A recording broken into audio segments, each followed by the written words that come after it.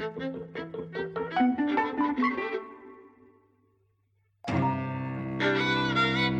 and welcome to Eavesdropping at the Movies. I'm Mike. And I'm Jose. And you're listening to our 400th episode. 400 hours of magic, almost. Yeah, some of them a bit longer than 400 hours. They've flown by. And I'd like to say that it was a celebration for the 400th that I decided we should do 2 films in one go. But actually, it didn't occur to me. It was just because it was less editing work and it's late.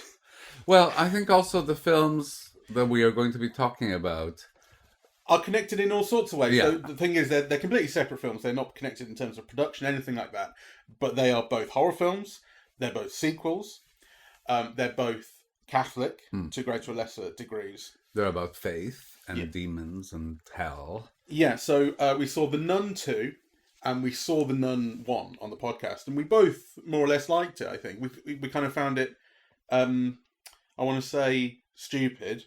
But kind of quite entertaining, and it was schlocky in certain ways, and it wasn't afraid to kind of throw effects at you and things. We found that quite enjoyable, I think. I haven't listened back to much of that podcast, but I seem to recall having a reasonably fun time. Yeah, though, I mean, we didn't think it was a good film, but, you know, it was an enjoyable watch. And we saw the original Exorcist on the podcast when we were doing William Friedkin films. Yes. The series has been rebooted under the direction of David Gordon Green. Apparently it's going to have 2 sequels that follow this. This is The Exorcist Believer, which stars Leslie Odom Jr., who we've seen in a bunch of films we were just looking at, but he's never made a huge impression on us, but we like him. Yes, and actually today in The Exorcist, he makes an impression. He's very charismatic, and he's very good, and he's somebody you want to watch. Yeah, and he leads the film in this, which is not what he was doing in the others. He was a secondary character. Actually, I was thinking how interesting it was because, you know, I think last week we were criticizing, what's his name, Denzel Washington's son. John David Washington. Yeah, as not having the charisma really to be a film star. And I think Leslie Odom Jr. does. Yeah, to me, he was very watchable. Yeah, I enjoyed looking at him. He's best known for being Aaron Burr in Hamilton, the original cast of Hamilton. But we've seen him in... let me just get that list up again. We've seen him in Murder on the Orient Express, Harriet... The Many Saints of Newark, Glass Onion, and this, and so in those other films he's part of large casts for the most part. Yeah. But and like I say, we don't actually remember that much of him in those films, but he's very likable, and here he leads the film. Yeah. So in the car on the way back, you said neither of these films is very good. But, it would be interesting to talk about them. And I kind of agree. I had a better time in The Nun II than I did The Exorcist Believer. I think The Nun II is the better film, right? Because I was very involved. I should just say quickly, spoilers, of course, are going to be coming up in all of this. Yes. I had this mixed feeling about the film visually, right? Mm-hmm. That on the one hand, I have this thing, and I don't know if it's because it wasn't on IMAX or whatever, about the image being thin and being too grey, right? Yeah, but on the other hand, the Nun II feels the work of a filmmaker, someone who's interested in visuals and compositions, and it has all of these wonderful expressionist shadows and, kind of these use of angles and, cameras overhead. And you can see that kind of thought has been given as to a choice of angle, for example. Something that I found not to be the case with The Exorcist. Yeah, we should say the director of The Nun II is Michael Chavez, who has previously directed The Curse of La Llorona, which we didn't see. I do remember the adverts for it. And also The Conjuring, The Devil Made Me Do It. And The Nun is part of the Conjuring series. It's the 8th film in that series. But again, we didn't see that film. Yeah. I don't. But he has previous in the horror genre. Well, it's a visual film, and it was fun to watch that way. And kind of your eye was always kind of looking for things when they moved from one room to another, and the shadows, and every time I'm watching films like this, I'm not watching the person who's in focus, because that the thing of interest that's going to be occurring is going to happen in the background, and the film is full. It knows exactly how to allow you and make you do that. That characters are off to the side of the screen in unnatural ways. They're showing off the background that's out of focus, waiting for the thing to walk past. So, I mean, the film is absolutely chock full of that, and I had a good time doing that. I had a good time with The Nun, though.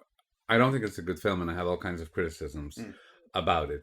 But what I thought was good was that it was visual, that it was kind of conveying the story visually, that it was helping to kind of, create a mood and a tone and an audience interest through visuals that were in fact very sparse. Yeah, you could tell that it wasn't the biggest budget film, right? Because often it would be like, a nun in a hallway. It was like, really sparse, yeah? But the image would be made interesting and significant and, I mean, I wouldn't say scary, but just something that kept your interest going as to what was going to happen next. And again, I'm just underlining it because, by contrast, the Exorcist film, I thought, was completely amateurish. And I was surprised just to look at the Wikipedia page now and, have someone kind of praise the visuals and design, because I thought it was absolutely abysmal. I thought, in The Exorcist, the camera is basically just following actors who will speak. Yeah. And it wasn't kind of creating any visual design with them or any visual significance. I was really kind of appalled by the scenes at the end, right, where they're all praying and doing the exorcism, how little variety of angles there were in that scene. Yeah, where kind of so much could have been communicated just, through kind of, putting the camera on the floor, looking up or something, right? Like, but no, they were so, the majority of the shots were all kind of, camera at mid-level, kind of looking at close-ups, of people, obviously the actors themselves are going through paroxysms, right? But it's the actors who are communicating, not the image. The film's visuals come to rely heavily on the makeup of the two girls who are possessed. I would say, though, that in the first act of the film, I did like the cinematography, the way the camera would kind of roam from left to right in a scene, or it would shoot through windows when the girls are first found and taken to hospital and being uncommunicative and disoriented and so on. You eventually get a shot that's through two sets of windows where the one girl is looking at the other girl, I think, and there's something in there was something in that shot that I enjoyed. There are moments like that, and actually the first act of that film I enjoyed. I wanted to see how this was going to develop, and it's once Ellen Burstyn comes into the film, I think it takes a huge nosedive. Well, first of all, I don't agree. I also thought that all those scenes in Haiti were, like, to me, visually amateurish. Obviously, there's a lot going on, and there's a lot of plot, and and so on. So it is, I think the first half hour of the film is the best of the film, right? But I still don't think it's up to snuff visually, or in fact, narratively. Right, like I was trying to make sense of the various kind of components of the film, and in fact, what's it about, and what it's trying to say, and how is it trying to scare you? And I just couldn't. Well, it's certainly not trying to scare you early on. It's building up the mystery and telling the story of the girl's disappearance and how they're going to come back. I don't think you're expecting scares at that. Well, but I expected a lot more because the film is set in Haiti. So... Well, it starts in Haiti, then set in the States. Sorry, you're right. Yeah. It starts in Haiti. So you expect all of the voodoo stuff to have much more of an integrated role than it does. I mean, obviously it comes in at the end. I kind of felt the Haiti stuff was just cheap. I mean, actually, when we talked about the first Exorcist film, we had a long discussion about the ethics in it. About the ethics of the way Linda Blair was treated as a child actress. It's very well known. And here, I started to think some of the same things about the girls, but I also felt right at the start with Haiti. It felt rather exploitative, the use of the earthquake to set up the film's kind of opening drama and tragedy and so on. Well, and I think it's badly set up, and it's a bit of a cheat, in fact. Because kind of, and spoilers ahead, right? Yeah. But, throughout most of the film, you think that... So the father is given a choice. He can only save either his wife or his child. His unborn daughter. Yeah. And then there's a cut, and there's a girl who's a teenager, right? And the film plays peekaboo with you, so you don't know what you're going to see. And at the beginning, it could be an adult woman, right? But no, it ends up being the girl, right? So and I think that's a big cheat when you get the revelation at the end. And throughout most of the film, I was saying, I was thinking, like, this doesn't make sense, right? Because why isn't it made more of, like, like this, this choice, thinking, that he's chosen the child, really. And that only really comes up at the end. I thought it was very poor storytelling throughout. It was like poor storytelling, very unimaginative. And also, the acting was very uneven. Like, there are some people, like Odom, who I liked. And then, I thought the neighbor, who was a former nun, she had her moments. I thought she has an interesting look and an interesting voice, but actually then there were moments that she didn't carry through very well. I recognise her. Yes, I recognise her as well. Anne Dowd. Yeah. So, we've got, what hasn't she been in? She's got a full-on Wikipedia, let me see. Green Card, Lorenzo's Oil, that's where her career starts. I don't know that she's been a primary actress in anything, but I think she's a very she appears in lots of things. She's a very familiar face. Seen, character actor. Anyway, just to carry through with that idea, I thought Ellen Burstyn was actually kind of fine. I like her very much, but I thought her character and so on was really mishandled. So you're introduced to her via a television set where, she's introduced as like this famous author. And, what she should have been introduced to is as a famous actress. I mean, in the original film, she's a star, right? Do you remember the other films, though? And was she in those? No, I don't. We see her transformation into an author? I don't know. I don't know any of that. But basically, kind of, the audiences, the filmmakers expect the audience for this film to have seen the original Exorcist. And in the original Exorcist, she's a famous movie star based on Shirley MacLaine. That's kind of what it's based on, right? So you expect, I mean, she might be an author now, but it just felt odd. Anyway, and then there's too much space between when you're introduced to her through the television set and then when you're introduced to her character. And I thought that whole entrance, star entrance, and the entrance of the character and the weight that Burstyn brings was completely mishandled, completely botched. And then when they introduced Linda Blair at the end, I wanted to gag, really, like the sentimentality. You did gag. You did it in my ear. Oh, sorry. The sentimentality of that was just atrocious. So I thought it was like really crappy filmmaking. And I thought an example of that, and I mean in all ways, right? So not just the direction and the cinematography and the design and so on, but just, the storytelling itself. I mean, the role of the priest in this is completely mishandled, right? I mean, there's not even any attempt to create tension. The priest can't go into the exorcism because he's been forbidden to by his diocese, but he's outside praying in the car. A better director would have created some tension around that. Will he go back to the exorcism? Will he not? Why will he? Why won't he? Will he get there on time?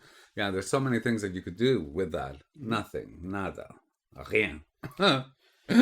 Right, there's a lot to respond to. I will first of all just quickly say I disagree with you in part about the twist that the Leslie Odom Jr. character actually chose his wife instead of his daughter, because we are essentially led to believe that he chose his daughter. That's why his daughter's dead. I didn't think it was playing with us that daughter might be the mum. I thought it was quite clear. I was chosen the daughter. No, I didn't think that. I thought that's what you were saying. Well, I think in the initial cut, from the death of the mother to the next thing, the way that the daughter is filmed, it could be an adult for about a second. It takes a while to realize that it's a girl. Fair enough. I didn't think that. I saw it straight away.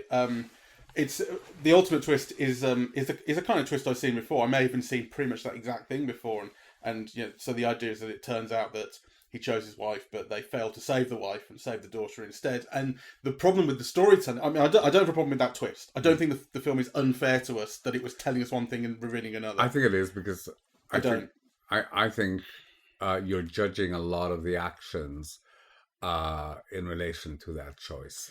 So I think the problem with the storytelling, but it would actually take a second viewing to really get a handle on it. And there's no bloody way I'm getting this crap film a second viewing. Yeah. The trouble with the storytelling around that twist is that it obviously then should recontextualize all the interactions, all the behaviour you've seen from the father to the daughter. And I, thinking back on the way that the two of them were together in the film, I don't see that, this daughter is this reminder of his wife that he regrets. No, I just don't see that turning back on the rest of the film and recontextualizing it deeply. That's the issue I have. It's the storytelling could be stronger. I didn't have a problem with that in terms of it being cheap or a cheat. It's just not very good storytelling. The thing about the thinness of the image in The Nun, just quickly, because this occurred to me as well. The first time this thing about the film being too grey occurred to me was when we saw The Last Duel, the Ridley Scott thing. And I mentioned it in the podcast then, and I didn't really realise what I was seeing at the time. And I think I do now, because I think what happened is that was around the time I got an OLED TV, and those show blacks very richly because they just don't put out any light at all where there's black on the screen. So the contrast is really lovely. On a cinema screen, it's just a light bulb shining through film or the digital, the lenses and all that. I don't know exactly how a digital projector does its job, but there's a light bulb just indiscriminately shining on the screen, and normally you don't notice that when there's contrast and light and dark and things. But when the whole scene is supposed to be dark, I realised I started to notice that actually the whole thing is kind of lit up.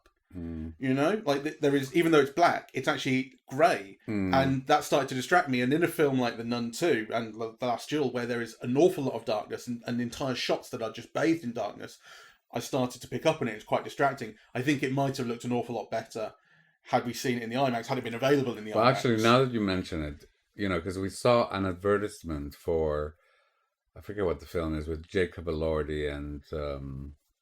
Are you talking about the new Emerald Fennell film? Yeah. Yeah. So we saw a trailer for the new Emerald Fennell film, and the contrast between seeing it in an ordinary screen and seeing it in the IMAX, I agree, was just extraordinary. So all the texture, the density of image, the brightness of the color, so I think it's really the projection, probably. Yeah, it's the projection, and maybe the screen as well has some bearing on it. But there's a huge contrast, and as you say, seeing that trailer twice made it so clear what that contrast was. My theory is that the theaters are shortchanging us. So watching a film on a normal screen, you're getting an inferior quality to your television. And it's only when you pay the IMAX or the LIMAX premium that you actually get what you used to get in cinemas before, as a matter of course. And when it comes to Ellen Burstyn in The Exorcist, I was talking mostly about what you were talking about, which was that the character wasn't handled very well. It's not that I had a problem with her as an actress. I think she was perfectly fine in the film. She's not given an awful lot of great stuff to do, but she does what is on the page. The issue that I have, the reason that I say that she comes on screen and basically the film takes a downturn, is because this film is absolutely obsessed with the original Exorcist, and to the point where the design of one of the young girls, not the main character's daughter, the secondary family's daughter. I mean, she couldn't look more like Reagan if they were trying. Like, they really seemed like they were trying, And the film is referencing not only through Ellen Burstyn's character's presence, but obviously there, but it's referencing elements of the original film. My friend David Stewart commented that this is a film that makes you really appreciate what Linda Blair brought to the original. Yeah, because one of the young girls here is made to seem so much like her, yet is so inferior to the range of emotion and performance and that Linda Blair gives in the original. It makes you really appreciate her performance. Yes, and I felt that the use of the Ellen Burstyn character, I'm going to keep calling that because I can't remember the character's name. It actually detracted basically from it's basically saying, like, we've got Ellen Burstyn in this, we bring back the character. It's like the thing with Halloween, the film was made 40 years ago, but Jamie Lee Curtis is still making them, and now it's like, she was young and now she's old, and there's a whole history that she carries with her. It's like, it's just kind of, it is cheap to use that. And in the case of Ellen Burstyn in particular, from what I understand, well, The Exorcist hasn't been made for a long time. I mean, I think with Jamie Lee Curtis, it makes sense. She's been consistently doing them for years, and she's been central to all of them, and she's used very intelligently. With Ellen Burstyn, I also just thought it was dumb because someone who knows, who has lived through what happens in the original, would not do what she did in this film. Yeah, which is go to a young girl's room. Yeah, and kind of, I mean, they would just be a lot more careful and a lot more protective, and And she's supposed to have become someone who is an expert in exorcism through her own research, and that's what this transformation of her from an actress into an author is about. That she's written about this and done all this research, and that's a reasonable way of bringing her into the film. I've had all this previous experience, let me bring it to bear on this. I think I've seen things like that before in horror as well. But as you say, she's not that bright about it, and she immediately gets her eyes taken out for it, which is pretty unfair and quite. And then the rest of the film, whenever you do see her, which is not very much, she's cut in every now and again, just like feeling the essence of the exorcism that's happening somewhere else. And the very end of the film, the very, very end of the film is her reuniting with Reagan, and we have this thing about, I don't know where my daughter is, she'd never forgiven me, blah, blah, blah. But now we're reunited, and it's just for these 50-year-old fans, or older even, because the film's 50 years older, who, that doesn't matter to young people, right? But then, because she's not the main character of this film, the very last shot of the film is just a shot of the young girl who's been saved sitting at her classroom desk, which is meaningless, but it's just to say, we can't quite end it on Ellen Burstyn, even though we'd really like to, because she's not technically the main character. I thought it was really dumb, but the main reason I didn't like her presence was because it distracted from the real story that was being told. What I wanted was a bigger fight, or more, or just any dramatization of the fight that goes on between the people who realise they need an exorcism and the church denying it. We actually get that basically off screen, more or less. We get a single scene. I wanted to see like the details of it. That's where I thought the drama would be. That would also have made that priest character much more useful and relevant. I just to get back to the storytelling, because that is an example of just terrible storytelling. And I thought what made it worse is you could imagine the writers in a writer's room saying, oh, wouldn't it be cool to do this? And oh, wouldn't it be cool to do that? Or what a fantastic idea is this? And actually kind of, not thinking through what is the story about? What do we want to say? What do we want to say about these people and the world they live in and the world we live in? So they have like this stupid Sophie's Choice gimmick about, the parents have to choose who to save. Only one can be saved, right? Which I just thought was like abysmal. Well, I mean, I also thought it was a very obvious trick. I mean, the thing is, the devil offers you... the trickiness of it was obvious. The devil offers you this choice. What you save one of these girls, whoever chooses gets their girl to live, and then when one of them eventually does choose, that girl is killed and the other is saved, right? I thought that you've got to see through this. Someone in this room... I mean, the parents, I understand, are like, they're stressed out and everything. Someone in that room who knows what they're looking at, the Anne Dowd character, who's like, she's the ex-nun, and she's the one who's sort of seen this before, and it's her chance of a kind of redemption of sorts. She's the one who should notice that you never trust the devil, sort of thing. Of course. I just thought it was stupid, and it was a real manipulative Sophie's Choice kind of thing that was up to nothing, because obviously you think, someone's going to make the mistake of choosing, and of course they're going to choose their daughter, right? And of course it's not going to be the star of the film. So just absolutely banal, I thought. I also thought, and I couldn't tell actually if this was just stupid or kind of interesting, and the answer will probably be it's stupid, that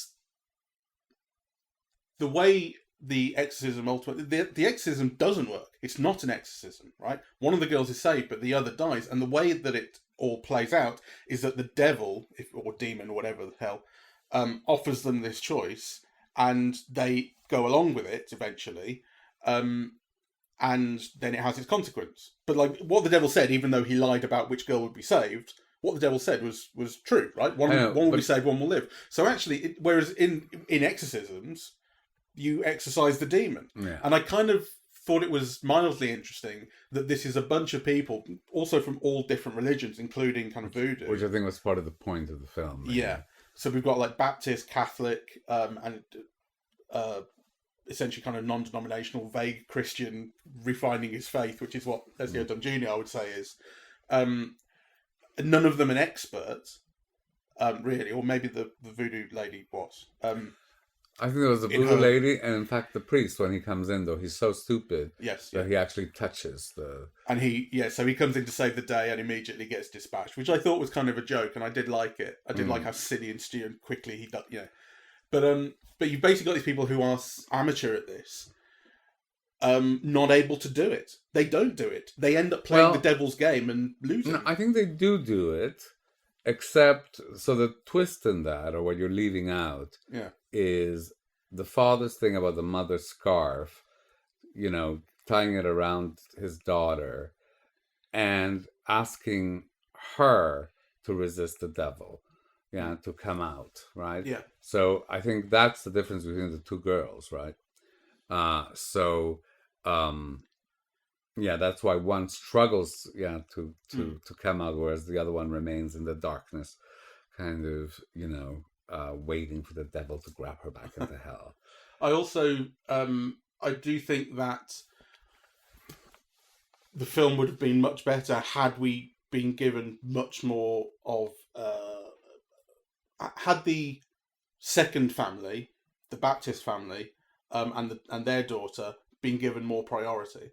Essentially, we're given the main two balance, more balance, right? We're given the main two characters, which is Leslie Odom and his Leslie Odom Jr. and his daughter. His daughter is played by Lydia Jewett, and then we've got these three who make up the other. Well, they've got other kids as well, but we've got the two parents and the daughter of the other family, and because they are secondary from the start, and we're never given a rich sense of their relationships and who they are, then when it comes to the idea of the choice, because initially I'm thinking, they'll both be saved eventually, right? And when it becomes clear, there's this thing about one will and one won't, well, it's so bloody obvious that the one who's not going to live is going to be the secondary character, because we're not giving enough on him. I think we're talking too much about the film. I mean, it is atrocious. So kind of... Let me say one more thing about the general... because this is another way in which the film is heavily basing itself on the original film, I think, which is that the whole third act of the film is a lengthy exorcism sequence. It's not just one scene. It's you go back a little bit. And it made me realise, I'm not sure I realised it really at the time, it made me realise how effective that similar lengthy sequence is in the original film, because it's not just that single scene in the bedroom, it's a long developing relationship with the demon that's inside Reagan, and they go into a room and they come out and they have conversations and they talk to her, and we learn about what the demon is or what it wants or how it's testing them, and it's a very effective lengthy developing kind of drama, whereas here it's just magic spell, more shysting, more, and there's no development in that sense. I think there's no comparison because, I have some reservations about Friedkin, but, he's a genius of a filmmaker in comparison to, who was the director, David Gordon Green or something like that. Mm-hmm. This person who directed this very inferior film. Well, before we go on to The Nun, would it surprise you to learn that The Nun II cost more than this to make? No, though I would be curious to know the difference between the above the line cost and below the line cost, right? Because The Nun has more of, not quite star casting, but star casting. I mean, there were people who you've had to pay more because they're back for the sequel, and they were kind of part of the Conjuring series. The Farmiga sisters, you would have had to pay them to return to this, right? Yeah. So The Exorcist believe it cost $30 million. This is the Wikipedia basic would it budget. surprise you that The Nun II has made $250 million or something like that, whereas The Exorcist has just made like 40-something? No, not at all. Exactly. But that's why I think it's interesting. Yeah, just to finish that thought, 30 million is what the budget is given as for The Exorcist, and 38 million for The Nun II. So, I mean, I think that is kind of interesting when you think about, you were talking about the kind of sparseness of The Nun in some respects. But it's also period, and it also has, if not quite stars, much bigger names. And it also has a preponderance of visual effects and not just graphics, but they're clearly doing a lot of practical things. But, that costs money. I suppose so I take it back in a way, because when you think of like Linda Blair and Ellen Burstyn in the other film, I mean, you would have had to pay them as well, so maybe it wasn't the above the line cost so much. I don't know. I thought, for me, the Exorcist film looked like an episode of a TV show, like an HBO show, right? So there is obviously care and skill and technical know-how. I mean, it's very well photographed, I think, The Exorcist. Yeah. Yes, I agree with that. But to me, The Nun II looked like a movie. Yeah. So yeah, let's talk about The Nun II a little bit. I had forgotten. I think it's interesting that we were the only two people in the cinema, and for that reason, we felt free to have a little bit of a chat every now and again, which we wouldn't ordinarily do. And there were points in the first act, primarily, of The Nun II, where we were having a little joke about a kind of a silliness in the storytelling. Like at one point, so basically, Taissa Farmiga, her character who was in the first Nun film, fought this demon. This demon has returned, and she is sent off by the Catholic Church to do something about it again. She's now having to chase it across Europe. It started in Romania. It's wound up in France. And there's a thing about the Catholic Church asks her, she refuses, and they say, you defeated this once before. The church needs another miracle. And I said to you, shouldn't they ask God? Yes. And there are one or two things like that where we were joking, but I think it's a mark of the film that when it came to the set pieces, walking into dark rooms, we know that a demon's going to be showing up, the fight starts to happen. We weren't talking through any of that. Those were working. Those were working, and they were clever, and they were visually stunning. The nun becoming like a mural of a nun. The whole sequence with the magazines. It was kind of like visually, I wouldn't say thrilling, but very interesting to see. There were some really good ideas, and I loved. It was the nun showing up in the background, and the film is not afraid to show you stuff. It's not like all hidey, but it does have a certain subtlety in that, and I'm not sure I've ever seen anything quite like it before, where the nun is showing up in the background, and when you turn around to look at it, it snaps, and it turns out that you were just looking at, some dirt on the wall that's nun-shaped, something like that. And obviously, you weren't just looking at that; like the nun was actually there, and the film is full of all that presence. But I thought, well, that's really clever, that stuff. One of the things that I was wrong about, but I thought how interesting, because I initially thought that when the nun demon takes on physical form. Yes, I thought it was the Romanian guy, that was in the nun outfit. So I thought, oh, how interesting, like drag, or, transgender people are being demonized and so on. And of course, it turns out that is played by an actual kind of, that's not by a man or a trans person, it's by a woman. So I thought, the film would have been kind of, well, maybe, because it did look kind of very masculine, that nun. The nun. Yeah, maybe so. I think there might be. I think I would say there's an element of androgyny to the nun. Yes. And the way, so the idea that the Maurice character, who's not Romanian, I should say, I think the idea is that he's French or Belgian. We just met him in Romania, and he's now back in France. I think you can tell from his accent and his name, Maurice. Well, he's a Belgian actor who makes his career in France, but my understanding of the story is that he's meant to be Romanian, because that whole thing originates in Romania, and then he's been traveling from place to place. I wonder whether a trail of bodies. I wonder whether I remember the first film having dialogue that explained a Frenchman's presence in Romania. I think there might have been. There might be. Anyway, it's not that. Which important. Again, kind of, because I was trying to think, oh, how interesting, right? So the film has this other thesis of like, Romanians migrating across the world, leaving detritus behind them, and it was like this anti-Romanian feeling.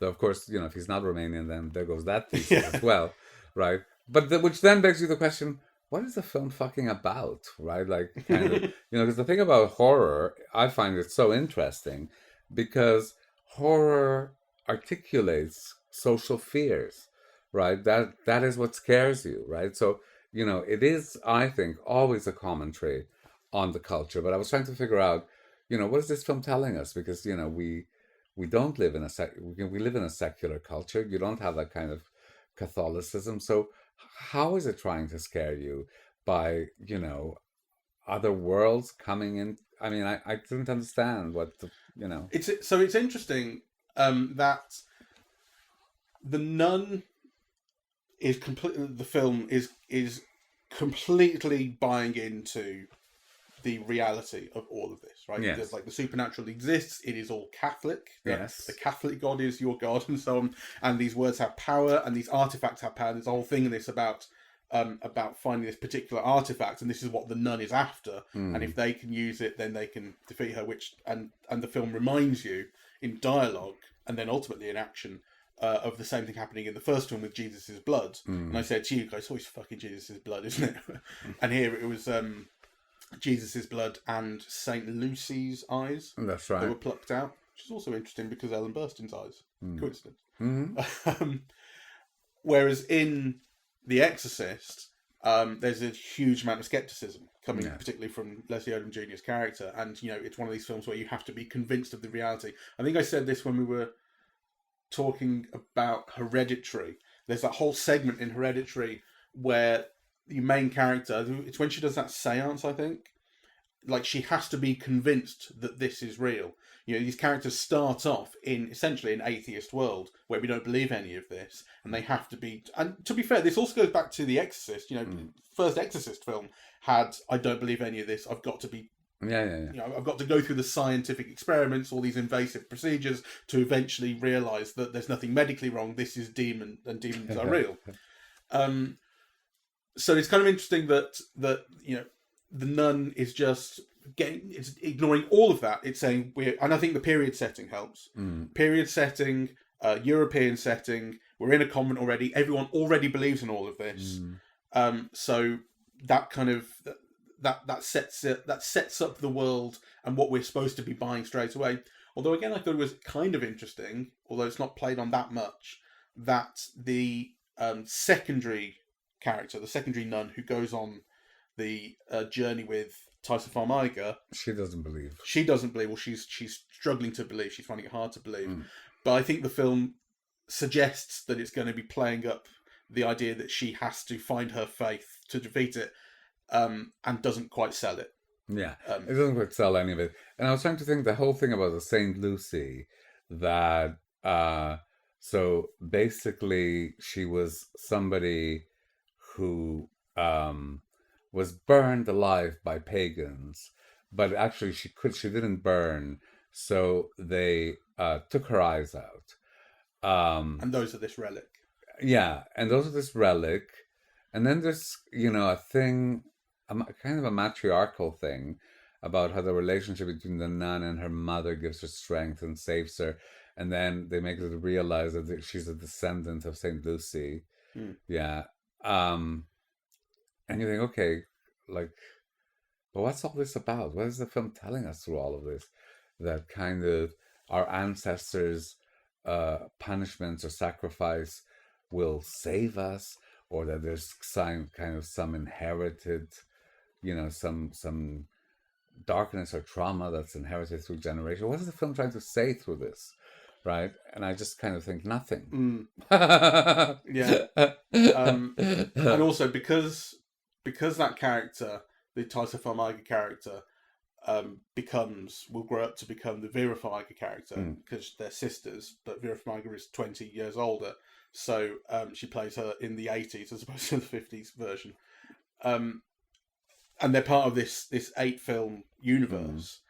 And I've seen hardly any of the others. Yes, maybe that teaches you something about that character and explains things. So maybe there's a whole universe thing that I'm not getting because I don't know the universe. Yes. that is playing into.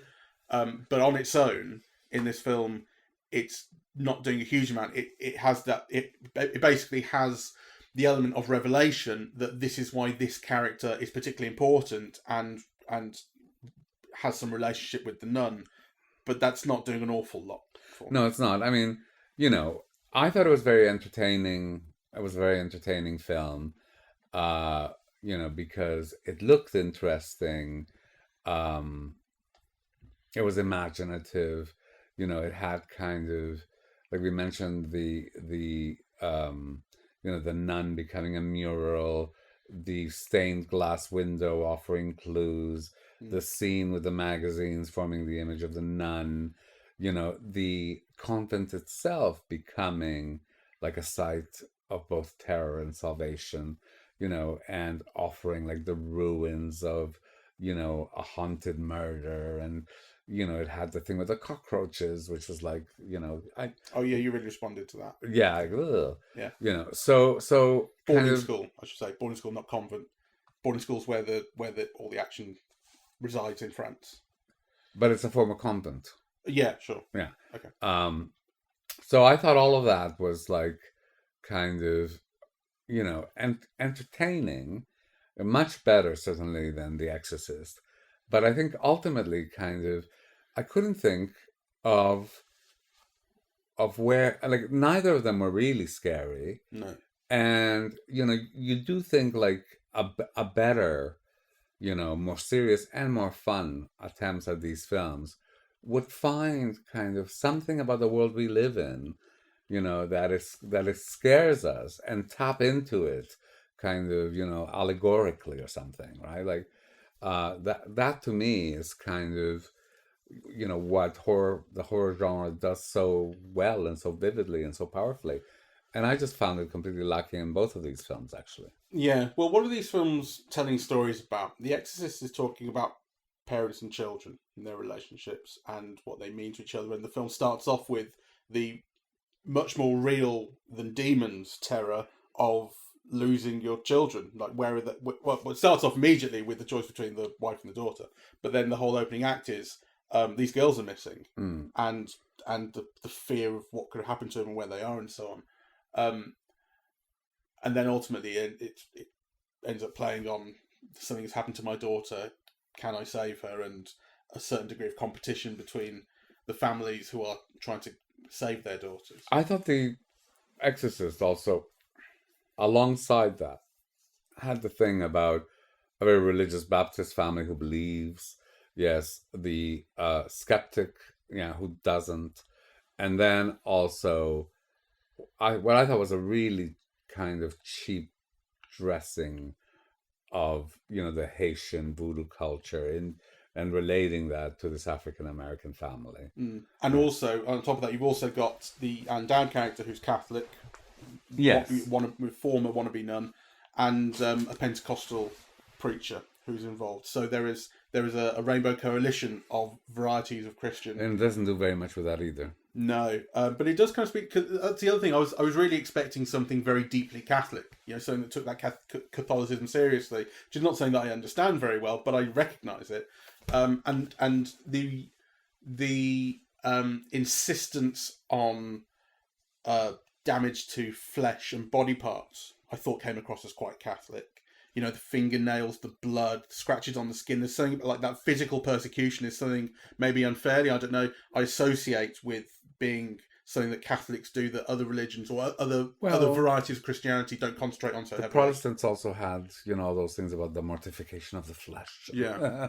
No, fair enough. And it certainly did more of that than the nun did. The nun wasn't doing any of that, really. Even the stuff with the eyes gouging out was not gory. You didn't see it. It didn't concentrate on physical damage, sort of thing. And The Exorcist actually made me think of Like, funny, the word Christian wasn't used all that much, at least in America, before Jimmy Carter in the 1970s and 80s, to my understanding. Because, like, I mean, if you think about JFK, for instance, he was a Catholic. Yes. And there was a whole thing about, if we have a Catholic president, is he going to be taking orders from the Pope? You know, like, you were Catholic or you were Baptist or you were this, that, and the other. There were lots of... You weren't all united. You kind of became united when abortion became a big thing with Roe v. Wade. And when Jimmy Carter he declared himself born-again Christian, right?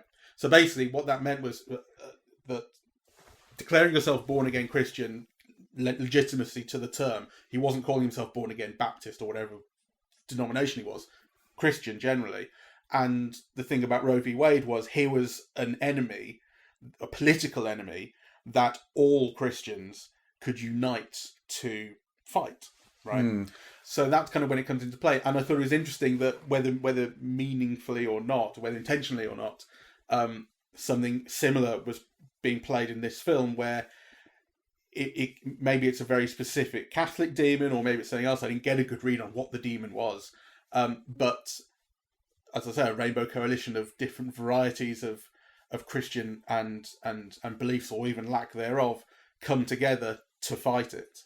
Well, yes, but where does that leave the voodoo thing? Because, you know, the voodoo thing isn't Christian, is it? Well, so I did look at the Wikipedia page, and I think, according to the Wikipedia page, assuming it's accurate, the specific word for what that character is, or the faith or kind of set of beliefs that she's representing, is hoodoo, which has Christian elements, and it combines lots of things. So I think that does fit into a vague degree of African beliefs and Christian ones. That's what it seems to Cuba, be. Yeah. Yeah. But as you might be able to tell, I'm even less well versed in that than I am in Catholicism. Yeah, although I'm sure you're better versed than the filmmakers were, because it's a mess. Well, I mean, I've done a thorough skimming of the Wikipedia page, if that helps. Maybe they didn't. But I think what I liked about The Nun was really the ambiance, like the beginning with the altar boy and the priest going up in flames on the ceiling. It just looked smashing, yeah, and it kind of, you know, and it moved well, and it set like this eerie tone, and you know, kind of all the stuff which I found really missing in the Exorcist. I wondered in The Nun whether a slightly less enthusiastic use of visual effects might have benefited it. It's double-edged, right? I'm not sure I agree with what I'm thinking here, but essentially the film is very capable of subtlety, and then it will, at a moment's notice, enthusiastically disregard that subtlety and like set someone on fire and have the nun fly at the screen, jump at you. Like it will set up things subtly and then explode into action. Yeah. And I wondered whether it does that so enthusiastically that maybe it's just not even really thinking of itself as a horror film in that sense. Is it supposed to scare you or just like overwhelm you? You know, maybe that's the intention. I don't know, but I thought that the Nun had all kinds of cinematic attractions, right? You know, that were, and also, I suppose, kind of a reconceptualization that was interesting, because The Nun feels like a very matriarchal film. Yeah, It's about women. It's about relationships between women. Women are at the fore, you know. Including like the saint is Saint. Is it Lucy? I believe Lucy. Yeah. So I thought that was interesting on its own. Yeah, the kind of women have the power, you know, and kind of women are the terror as well as the power. I thought that was kind of very interesting. I also thought it was interesting that in a way the object of desire, which is also the demon, you know, is the man. Yeah. So, you know, I did find that both visually interesting. I thought all of the actors in Nun II were attractive. Like I mean, some of them I didn't understand what they were doing there, right? So, you know, the school teacher who's the mom of the child and who clearly has a kind of a burgeoning relationship with Maurice. You know, I just thought there wasn't enough there, but you know, but they were all kind of very appealing kind of actors. And I thought the women were especially fascinating because they were both really appealing and also not traditionally beautiful. When you say the women, do you mean the two nuns in particular who... I mean, the two nuns and the school teacher. Okay, yeah. Yeah, kind of, because they all three of them have unconventional looks, yeah? So, but they're very, very appealing on screen, I think. Yeah. And then, of course, the man has very traditional looks, yeah? He's tall, blonde, very well built, and kind of, the women clearly fancy him or have something for him. Almost all of them, yeah. I liked his presence in the film as this one man amongst a sea of women, yes. and where he's working, particularly young girls at this boarding school, and then he's got this pre-existing relationship with the Tyson Farmiga character, because it is partly his height that does it. And there's a fatherly role to him, in a sense, and he plays it. He disciplines some of the kids, or not quite disciplines, because he's only like a handyman, so he doesn't have the right to do that. But he tells them off when they're bullying the one girl, and then he's a kind of father figure to her, and they're obviously building a kind of family unit because her mother is her teacher, and they are tentatively building a family unit, or the girl certainly sees a budding relationship between the two of them, potentially. Yes. But also what I thought was interesting is that this fatherly, nice, handsome man also has a demon inside He's him. the vector for the evil. That makes him do evil things that he has no control over. Now, you could take that as a kind of, I don't know, a patriarchal excuse for all kinds of abuse. Right? The devil made me do it. Yeah, I mean, there's a very interesting idea inherent in that, which is not fully developed in the film, which I found interesting. Yes, and as the one man amongst all these women, as nice as he is, and as fatherly and responsible and all the rest of it, and charming, he's also he can turn immediately. Yeah, exactly. And that's interesting.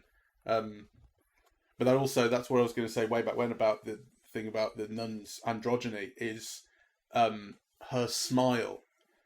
He also performs. And you see that, and it's a mad smile, and you see it connecting the two of them. Obviously, I also thought, just to take the thought a bit further, it's interesting that, this demon is shared, between kind of the only man in the film, and the nun, right? So, kind of, and so if we take the man as, someone who has a demon inside him, and also as a kind of a symbol of, the oppressions of patriarchy, that kind of these women have to manage and control and defeat, then actually it's interesting that it's also, that is shared with a nun. The nun, which is like, historically something that is almost like absolutely associated with femininity, for obvious reasons, also then becomes like shares this kind of patriarchal thing of the demon. She is the demon. That takes on sometimes the figure of the nun and sometimes is inside this man. Yeah. See, that's much more interesting than when I was watching the film. Well, yeah, that's absolutely true. Because I think all the positive vibes that we feel towards the nun are real, but they're also in reflection of having just seen The Exorcist Believer second and being very, very unimpressed with that. So I think we might have been a little less positive about the Nun II had we just come back and done that straight away. But I don't think so, because I told you when we finished seeing it, that I thought it's not really good, but I had a really good time. Yeah. And the time whizzed by, which was for me not the case with the other film, and it wasn't just because we were seeing another film. Yeah. I thought it was a problem with the film itself, not with my attempt at watching two films in a day. but you've seen 2 horror films in a day. I know. And survived, and you're not a huge fan of horror. But maybe the fact that these weren't all that scary, because you don't like being scared. I don't like being scared. Yeah, it's a genre that I kind of force myself to see because actually, certainly in the last decade or so, it's been the most interesting genre in terms of, kind of giving you ideas of the world we live in and what it's like and what our fears are and, kind of, what was that Ethan Hawke film about? So that one day you can kill anybody you want. The Purge. The Purge. I thought that was fascinating. Well, we've seen a bunch of those. We've seen a bunch of those. We saw one on the podcast. Yeah. So, so I kind of, I'm interested in the genre, but I don't like the experience of watching the films. If that makes any sense. So, today, I just thought, well, it would be an interesting way to kind of get them out of the way. My theory about suffering is, kind of get it out of the way as quickly as possible. Like, but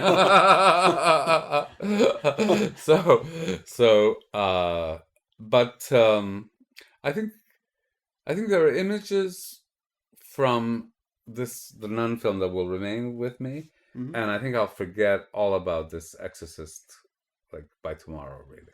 Yeah, and one thing that your friend Dave said in that Facebook post, which I liked, was I'm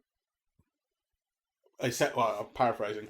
Essentially, it doesn't matter if all the other Exorcist films are rubbish. The first one's still there, and that's the one I really care about. Yeah. And I like that attitude, right? Of like, it might be rubbish, but it hasn't ruined the thing I like. Yeah. You do get that attitude sometimes. And I think it's important also because we did a whole series of podcasts on Friedkin. Yeah. And I think he's a fascinating director, and there are things that I love in almost all of his films, and yet I'm never quite convinced that he's a great filmmaker. Yeah, kind of there's always kind of something off or ill-considered, or kind of he doesn't, to me, rank as one of the very great directors. But watching these 2 films today makes you realize that you might critique Friedkin or you might remain unconvinced about it, but he's working in a completely different league to these people, right?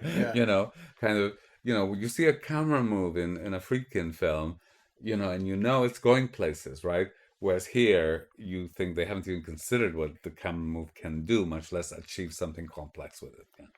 Yeah, and I would say that's true of The Nun as well as, yeah, of course, The Exorcist. Like it's we liked it a lot more. But it's still not a good right. So, all right. Well, thank you very much for listening. We are eavesdropping at the movies, and we are on Apple Podcasts, Audible, Google Podcasts, Spotify, SoundCloud, and YouTube. On social media, we're on Facebook and Twitter at Eavesdrop Movies, and Blue Sky, eavesdropping.bsky.social. And the website with all 400 of our podcasts is eavesdroppingatthemovies.com. Bye. Bye-bye.